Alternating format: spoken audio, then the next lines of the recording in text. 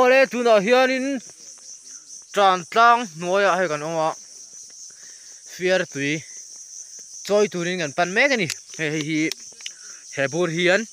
kan tal khatanga ha ki lai ki o lian chiri ki lai ki lian chiri kham kau kar pang kha om ta ni in pu them o camera hi fi alawa then mày fiar tui kan theng trap te mo ka selawa kala kalawa nghe anh đã signal hi kan nei thalo ta tai lai hian in midang han ko sai tu te po hian in a lian cheri ka mu ngoro o lian cheri le reng reng lo chong tin le đi lo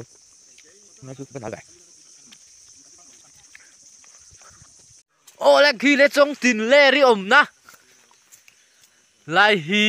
man lai a la si te hau là gì thế hậu ổng nó khá đi tôi này này phía tôi gần xem hai tôi một lẽ ô rồi bốc tiền là ôm mà sao khi trong tiền lẻ đi khá mà đi khi hay trong tiền lẻ đi quản bốn công mấy khi ngay phía tôi phi chú nhìn thấy ạ nó có mấy có thể là trai nó được nào ta bây giờ còn fuôn sa chính lại mau lại làm thì không phải tất nhiên đi cắn tràn trăng nói ạ cần ôm mẹ cái gì cần luôn là lên khóc mấy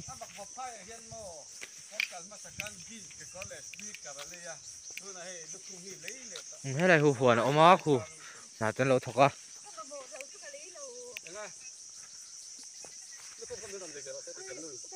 à khầy bắt sẵn thật các lầu cái lâu đi khi này thì tràn lang này tụi nó còn lên tràn lang tuổi đi à các bắt sẵn thật các lầu cái lâu các uống hộp máy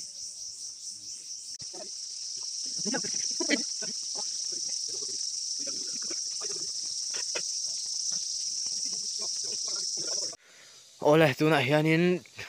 xia mà xem nào này na cần pan lệ mẹ cả hay đến khop mấy lệ lắm hay khám bằng thá cái này thui đâu quý hay là lỗ về khám bằng thá đâu nhà quốc khám theo thì một ok heo không mấy đâu chứ đây không ăn lọc gì đó lại vô hết rồi thì mà xem đi mà thằng xuống đi xin chào quý vị nghe sao cái này không thì một cái phong trắng đẹp học luôn không tụi hay đến về mô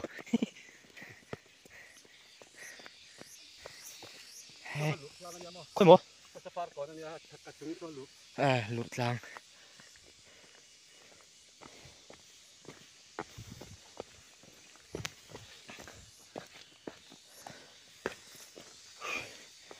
em tin nghe thật xia mà xe bộ chú em tin nghe lồn thế à thật xia mà xe hi lầu bún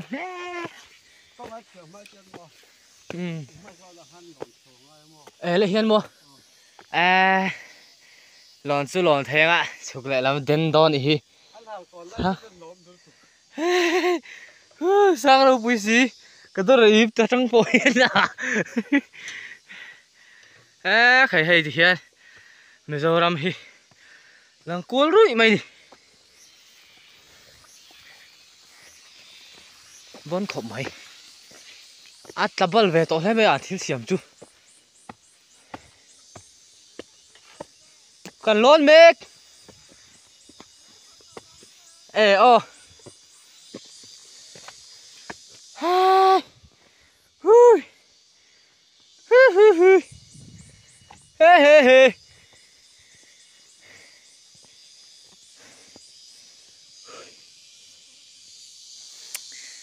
đến lé mày à ồ đó là hiếp trời lé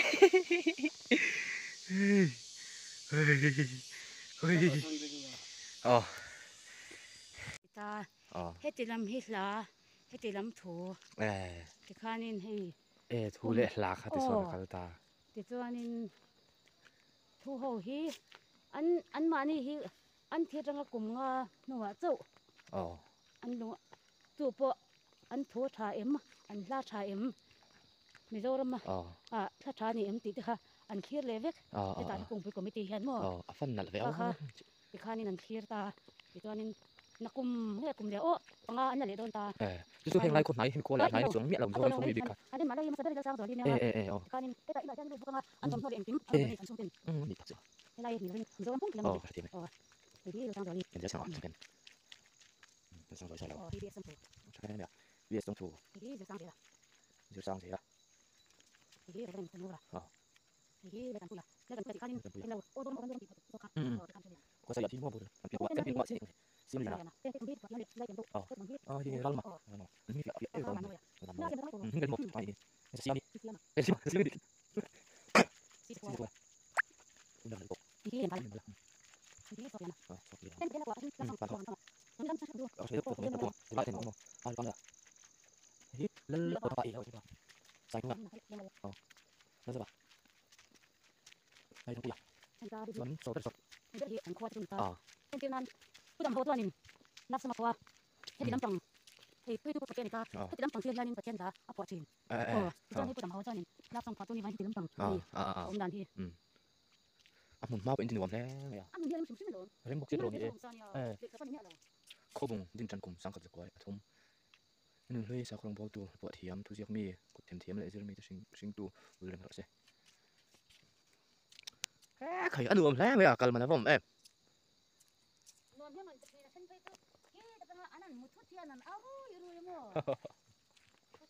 chú là hay tu nào quan niệm rồi tổ giờ có mò anh à là tắc hay thế hi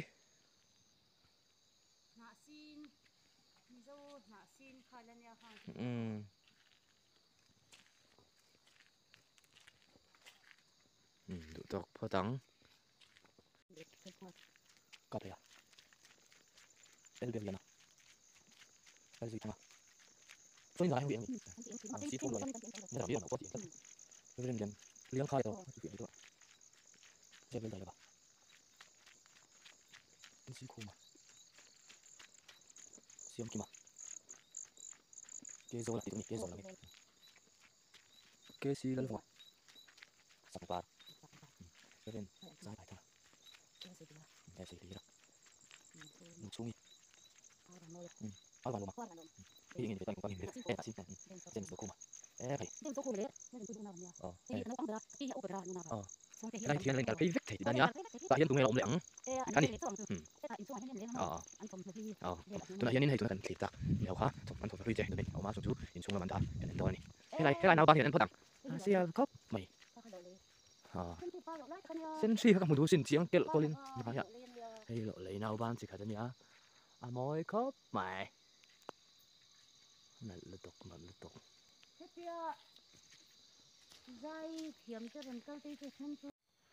hay James đâu không mà anh nhá chuan hei hi typewriter a call chhutna a thil chhutna ani chuanin hei hi hei kan hmunga lai hianin lal sang zoli sai lo ti nia a chhung ten an rawn donate ani hmela ama guitar per thin ani kan ti riang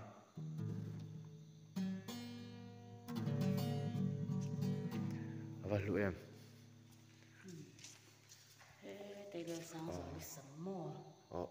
ta hi hei lal sang zoli sam tak tak khalai đã bỏ này xây cho góc mày cái hay thì anh em à trên cái chỗ đó tụi bụi tụi có mò nó chung thế suy nghĩ ra rồi lên sai vậy thằng ai thì thế tiếng lại hay atom no thế nó mà này bẹt thế nó chung cái sắm khui thì thế hei hi ala hlu dawn chau sia ka present don chi ya heu in thil mo chu nga hianin hei angar o hi chu ai lo kha ni o ka pi hem in present tur thil ana ya idol kan tlak lai min lo tran em tu nia hei hi a chunga an mani chanchin chan zia chin na zia na o ka lom lu tuk rungot ka pen chu kha ka nang ma chu ka present yes ka lom lu tuk zoram tui ke plung te ka lom em zana kan en nga lang chuanin heng ho ve hi ke siral vunga zik pui pa zik pui pa heng te hi kan lo hriat ve dan chu zir lai bu kha ni mai ta mo zir lai bu ama tiang zik pui pa tiang te heta hi siam ki ki ma tiang zik pui pa typewriter hei te vel dai lova bel thleng khu siang le afian ti te la ya hi zir sang ze na guitar heu zir sang ze la guitar hei hi a phei kho te a phei khok a but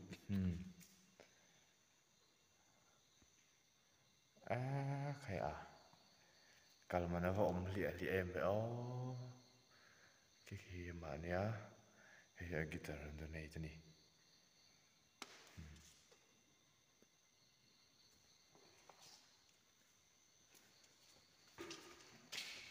chuanin he lama lai thung typewriter lui lu tuk to mai te thom na lui zet te an mani thom no hi nianga tro an ha lai ang te heng te hi pulal ran puya chem a eng lo ti na te mo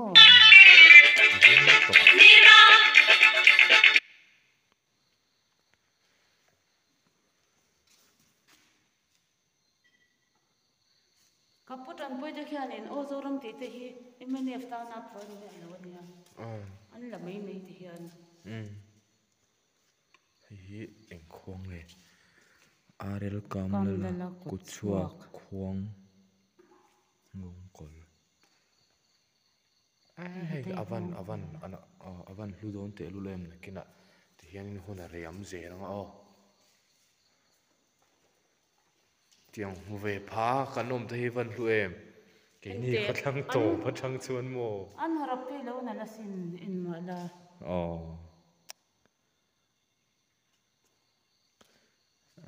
ke ni khathang to tak atang chuan mo heng lai kho bung la kung pui mual hi van moi spring piano tia heng hi chu mi zo thil chi sang sang arbom koi